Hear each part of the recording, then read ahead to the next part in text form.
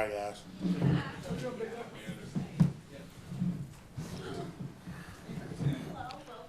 Pickerington's finest. Oh, really? Yeah. That's what's up. Honestly, I wouldn't even. I just got here. When you took one of your goals at Duke was to leave a legacy as you enter the pros, kind of along those same, that same wavelength, what type of legacy are you trying to leave here?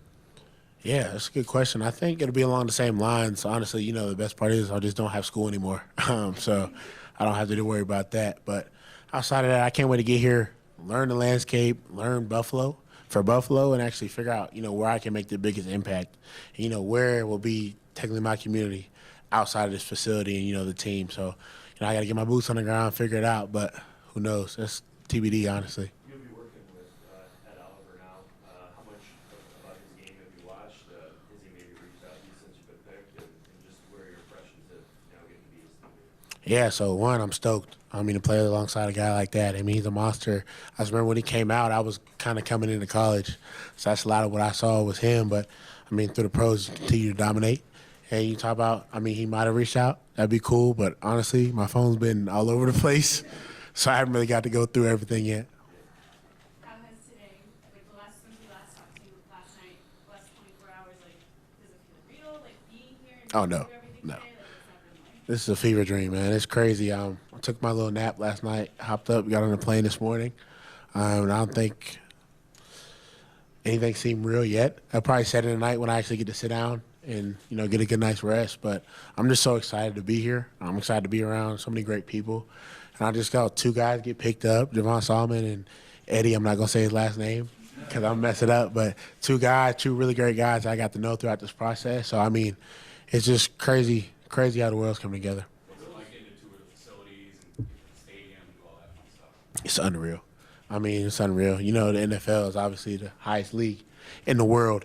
So, just getting to be here and then seeing, my name on a jersey for the first time, just seeing the locker, it was mine, but it wasn't really mine. I don't know. I keep saying, it's just so surreal for me. Maybe one of the most emotional, we saw it's been blown up on Twitter, the hug with your dad. Yeah. Just how meaningful that was to you. Yeah, so you don't see that side much out of him. You hear the language a lot though in the stands, but it's just because he's so passionate, so proud of me, and I always know that. And I think this right here was peak for him. Usually he only does stuff like that at graduation. The last time I saw him cry like that. So it means the world for me to be able to do that for him, and not only him but my mom. But it really, when you get that emotion out of him, that's second to none. That's my guy. There's a video that Duke put out, and it was a baseball highlight of you, and there was someone in the background screaming when you got the hit at your head. Yeah, that was him. What's it like having that? Just somebody that you always hear. Yeah, so you start playing travel sports, about 6, 7? It's been that way since. I don't hear it anymore. I've kind of been conditioned to it, but that's just how he is. It doesn't matter. I grew up playing soccer, like you saw baseball and everything else, but he didn't know nothing about soccer, but he knew about hustle and compete. So that's what he said for 60 minutes every time I was out there on the soccer field. So, it's just been consistent. Once I really got into football, that's when it kind of really took off. DeWayne, you gotta be smart to go to Duke. But how much is that part of your game? Being smart and understanding, at this level, all the different nuances of playing the position. Yeah, so you got to study the game at the end of the day, and it's week by week, and especially at this league, you're playing with the best of the best coaches, best players. Everybody's good. Everybody's elite, I'd even say. So you got to do anything to find yourself an edge. And for me in college, that's a big thing for me, trying to know what's coming before it actually happens.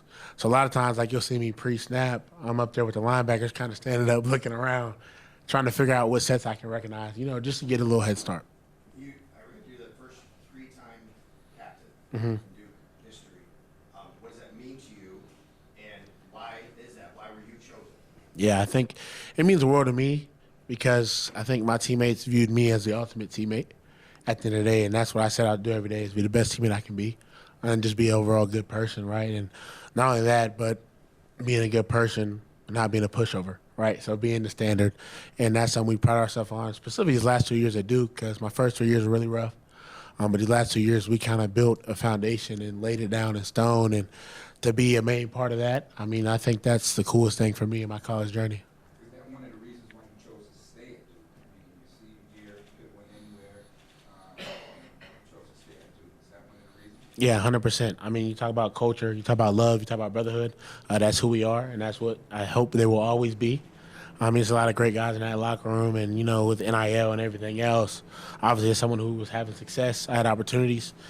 But it just, nothing meant more to me than the relationships that I had with those guys. And plus, I knew we had in that locker room. I knew we could play at an elite level.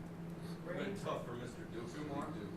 Excuse me? Would have been tough for Mr. Duke to leave Duke. Oh, it'd have been bad. It'd have been bad. It'd have been bad. Camp out for basketball tickets? Oh, no, sir. Oh, no, sir. Do you have any friends who did it for you?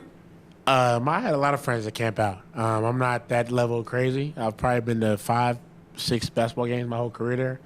I'm just not a big fan of crunched in like sardines for 60 minutes of the game. But, you know, I love those guys, though.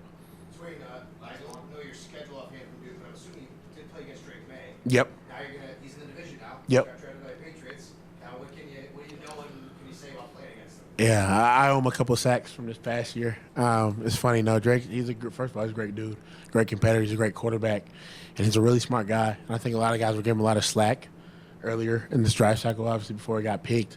But he's an elite competitor, and he doesn't really say much on the field either.